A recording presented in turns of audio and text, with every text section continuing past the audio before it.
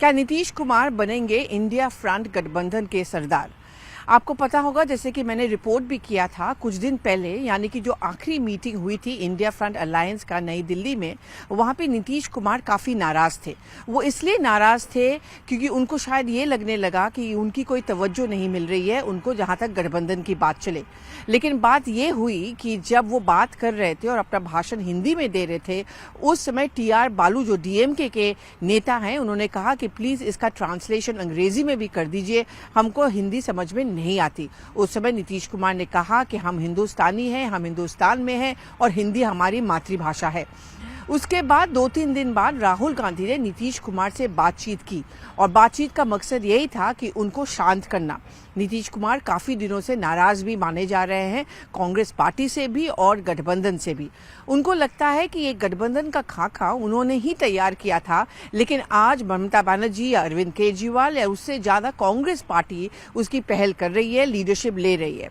और उनका रोल क्या होगा, क्योंकि ये बात भी चल गई कि जेडीयू के अंदर जहां पे मंथन हो रहा है और जिसके चलते उसके बाद वो अध्यक्ष बने लल्लन सिंह की जगह, तो नीतीश कुमार का आर्म फ्लेक्सिंग या मसल फ्लेक्सिंग चल रहा है।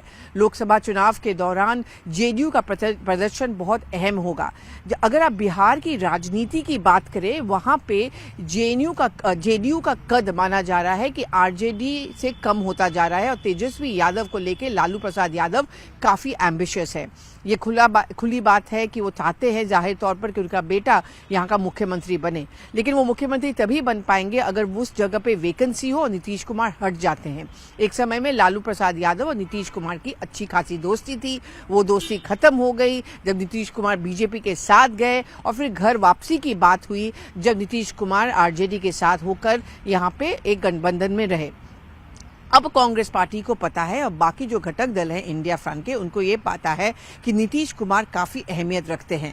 एक तो वो हिंदी हार्टलैंड बेल्ट से हैं, बिहार से हैं, वो जिस समुदाय से आते हैं, वो शायद इन सब मुद्दों पर नरेंद्र मोदी को 2024 में कम से कम टक्कर दे सकते हैं या वो स्थिति में रह सकते हैं।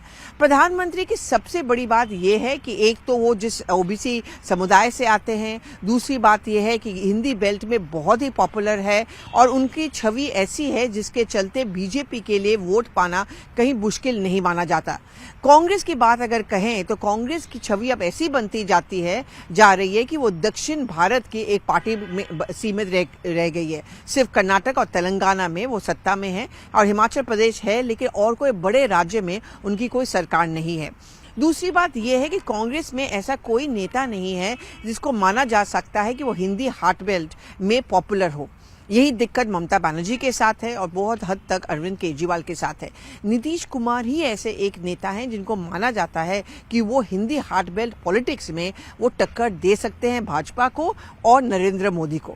दूसरी बात यह है कि जेडीयू के कुछ ही लोग ये बात फैलाते हैं कि ये हो सकता है कि एक बार वो फिर से पलट जाए, यानी कि पलटू चाचा जो नाम नीतीश कुमार को दिया जा रहा है, उसके तहत क्या वो फिर से वापस जाएंगे बीजेपी के साथ। बीजेपी ने तो साफ कर दिया कि हम किसी भी हद पे नीतीश कुमार को फिर से वापस नहीं लेंगे, लेकिन ये हाँ ना और एक इंस्टेबिलिटी और नीतीश कुमार की जो अहमियत है उसके चलते ये बहुत ही पॉसिबल है कि उनको सरदार यानी कि कन्वीनर बनाया जाए इंडिया फ्रंट अलायंस का।